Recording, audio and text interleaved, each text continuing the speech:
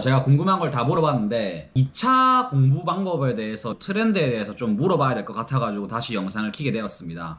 일단은 재무회계는 트렌드가 어땠나요? 저 같은 경우에는 사실 큰 주제만 나왔어요. 그래서 그 한 파트만 다 냈고 그 한 파트를 공부하지 않으면 그냥 빵점 되는 그런 식의 시스템이었는데 요즘은 어떻나요? 요즘은 이제 예전에는 2단원이 나왔다 치면 요즘은 한 5단원, 6단원 이렇게 쪼개서 나오는 거죠. 그래서 약간 꾸준하게 열심히 하면 범위를 줄이지 않고 그러면 점수는 하는 만큼 좀 나오는 것 같습니다. 그러면 한마디로 재무회계도 특정 부분만 들고 갈 게 아니라 처음부터 끝까지 다 들고 가야겠네. 네. 우리 때는 이제 상이 많이 나오니까 시간이 없으면 상만 공부해서 들어가고 사채가 좀 많이 나오니까 사채 쪽 열심히 공부하고 이렇게 갔는데 요즘에는 뭐 사채다 뭐 수익 섞어버리고 뭐 이렇게 믹스가 많이 된다라고 하니까. 어째 보면 운적인 요소를 좀 줄였다고 할 수도 있죠. 근데 그만큼 네. 좋은 거는 뭐냐면 열심히 공부하는 사람한테는 기회가 있다라는 거니까. 네.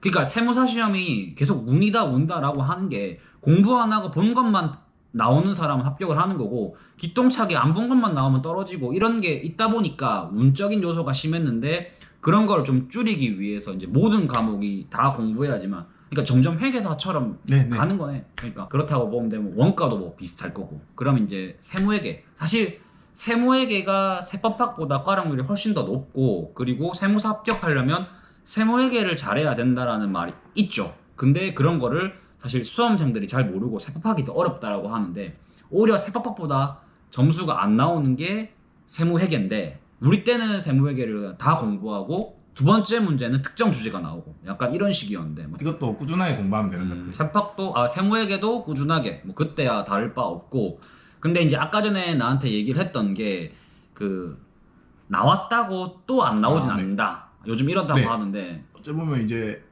꾸준함을 보는 것 같아요.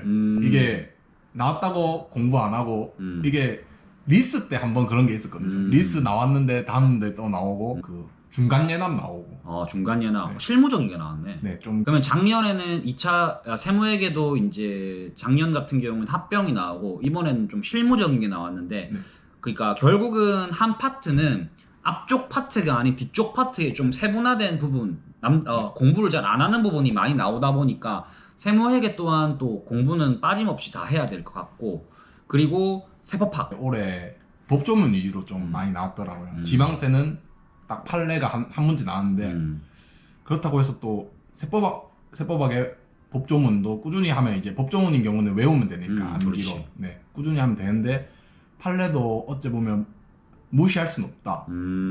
근데 나는 드는 생각이 세법학이 워낙 공부량이 많고 판례까지 다 볼 수 없고 그리고 실무에 일하는 사람도 판례를 모르니까 나는 법조문만 잘 외우고 가서 법조문만 적고 와도 사실 까락 넘기는 데는 지장이 없다라고 생각이 네, 까락은 제가 봤을 땐 까락은 지장은 없을 거예요. 법조문만 봐도. 내가 봤을 때 까락만 넘기고 판례 아는 게 나왔으면 고득점 받는 거고 아니면 못 받는 거고 그리고 사실 뭐 지방세에서 판례가 나왔다는데 그 중에 한 20-30%는 또 법조문을 적고 나서 판례에 대한 얘기를 하는 게 있을 테니까 그러니까 거기서 부분 점수만 받는다 하더라도 저는 판례를 꼭 다 공부할 필요는 없다 생각해요. 왜냐하면 그 시간에 더 많은 법조문을 외워서 법조문만 다 적고 과락을 넘기자. 왜냐하면 그 우리 회계사와 세무사 형님 있잖아. 네. 그 형님이 나한테 이러더라고. 세무사 시험 어렵지 않다. 세법학 어렵지 않다. 유신아 잘 봐라.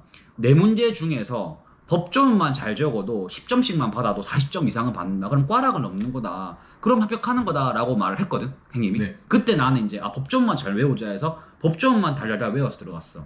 그렇기 때문에 세법학은 뭐 판례도 할 수 있으면 하는 거지만 힘들다고 하면 법조문만 한다 하더라도 점수 넘기는 데는 문제 없다. 네. 판례도 제가 말한 판례는 이제 주요 판례를 하면 주요 판례. 주요 판례 정도만. 그러면 세분화. 네, 법조문이 제일 중요한 것 같아요. 근데 이번에 세법학 이가 어려웠잖아. 왜 이가 어려웠는데? 부가세도 여러 주제에서 막 나왔어요. 이번에 나온 게 매입자 발행세금, 대리납부제도, 마일리지.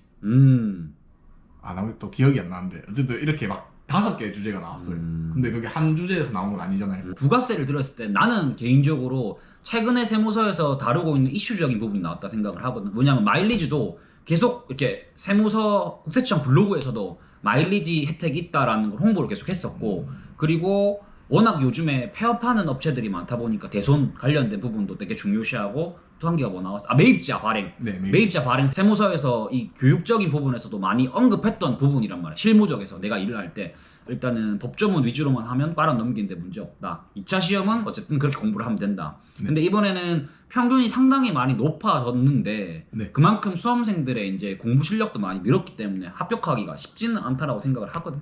네. 옛날에는 내 때까지만 해도 과락만 넘겨도 합격이었는데 네. 이제는 다 공부하고 그렇죠. 다 그러면 공부하고 좀 어느 정도 득점이 나와야 음. 합격을 할 수 있는 것 같습니다. 그러면 이제 모든 내 과목들 다 처음부터까지 다 공부하란 말이네. 네, 어쨌든 유예로 넘어가면 시간이 생기니까 그렇지. 동차 때도 공부 안 하는 것도 아니고. 네. 그럼 이제 어쨌든 2차 시험이 운보다는 노력으로 넘어간 그렇죠. 거네. 네, 저는 그렇게 트렌드가 바뀌었다고 생각합니다. 그러니까 트렌드가 계속 바뀌니까 그 바뀌기 전에 빨리 합격하셔야지. 또 바뀌면 뭐 합격하기가 힘듭니다. 아무튼 지금까지 2차 시험 트렌드에 대해서 좀 알아보았습니다. 감사합니다.